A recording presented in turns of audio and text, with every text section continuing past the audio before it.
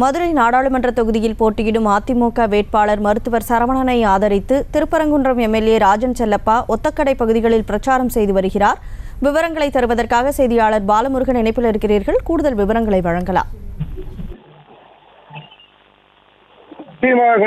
அதாவது மதுரை நாடாளுமன்ற தொகுதியில் அதிமுக வேட்பாளராக போட்டியிடும் சரவணன் அவர்களை ஆதரித்து அதிமுக கிழக்கு மாவட்ட செயலாளர் மற்றும் திருப்பரங்குன்றம் சட்டமன்ற உறுப்பினர் ராஜன் செல்லப்பா கொத்தக்கடை பகுதியில் யோக நரசிம்ம பெருமாள் கோவிலில் சாமி தரிசனம் செய்து எடப்பாடி பழனிசாமி பேருக்கு சிறப்பு அர்ச்சனை செய்தார்கள்.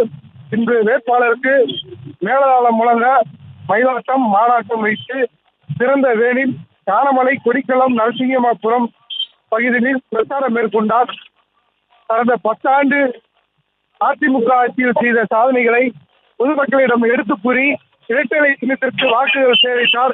பிரச்சாரத்தின் போது தேமுதிக, புதிய தமிழர் கட்சி, பார்வர்ட் பிளாக், மருது சேனை ஆகிய கூட்டணி கட்சிகளுடன் வாக்கு சேகரித்தார்கள். விவரங்களுக்கு நன்றி பாலமுருகன். செய்திகளை உடனுக்குடனும் துல்லியமாகவும் தெரிந்து கொள்ள சப்ஸ்கிரைப் பண்ணுங்க.